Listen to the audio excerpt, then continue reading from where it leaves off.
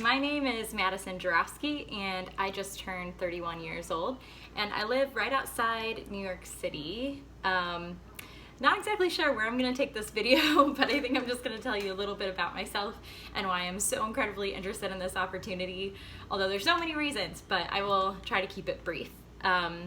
So what I do for a living, I am a fashion designer, and I have been doing what I'm doing for about 8 years now, so I really enjoy it.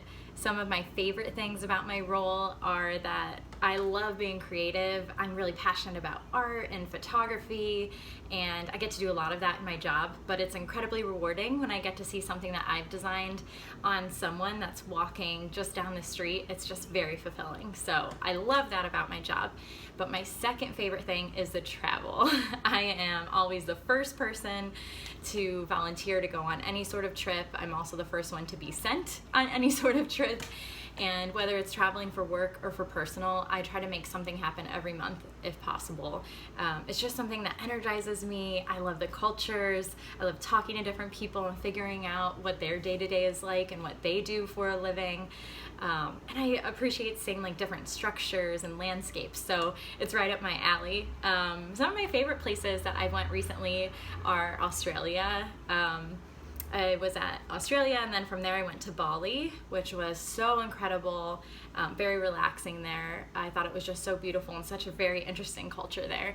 I've also been all around Europe. It definitely is one of my top places to visit. I still feel like there's so much more for me to see and do there, but it's definitely top of my list, best places to go for sure. Ireland was fantastic there for me. I loved Italy. I studied abroad there. And recently I just got back from Poland, which was incredibly cultural. So those are some of my favorite places. For work, I go to Asia. I go to South Korea, Hong Kong, Thailand.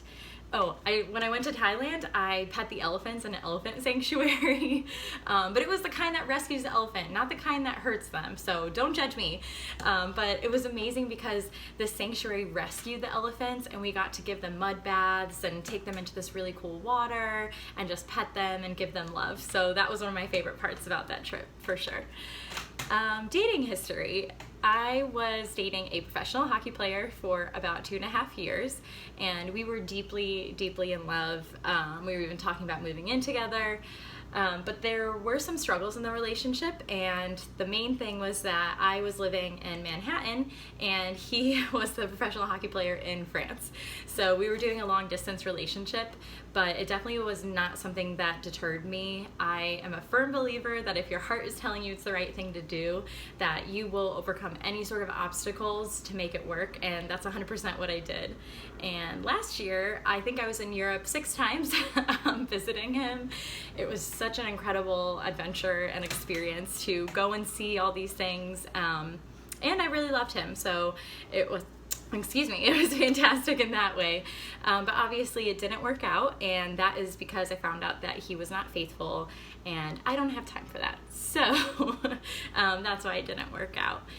But where I am now is I've started to get back out there. I am obviously using dating apps. I think that something that is interesting about where I am now is that my friends are making fun of me because they say they don't think I'll ever be able to date a guy within the US again, because I can't find anyone that holds my interest or that's as cultured or exciting. So they're all joking with me about that, especially because I'm just sort of talking to guys, but I met this guy in Montreal when I was there, so I kept in touch with him.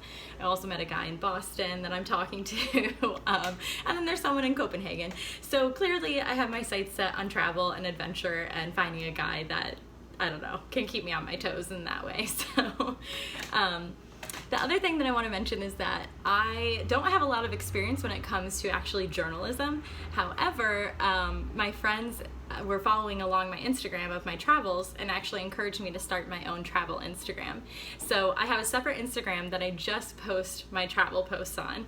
And the fun thing is that for my Instagram statuses, or Instagram stories, I post like interactive stories, so it might be something like, hey guys, I read about this speakeasy bar, do you vote that I should go there, or should I go meet up with the guy that I met at the bar last night? And then I let everyone decide, and then that's where I go. So there's definitely been some interesting outcomes from that, but I think my friends enjoy following along, and they feel like they're actually traveling with me, so I love doing that. So I definitely have a lot of experience posting things when it comes to travel, and I'm an open book, so I just share about the people that I meet. I include them in the story, so it's a lot of fun. But sorry, they're doing some work outside, so if you hear that, I really apologize. Anyway, I really hope that you will consider me for this position. I feel like I'm already sort of doing what you need someone to do because I'm already traveling and meeting people internationally, and you know, as part of my job, I've actually been inherently trained to keep professional relationships when I'm traveling abroad.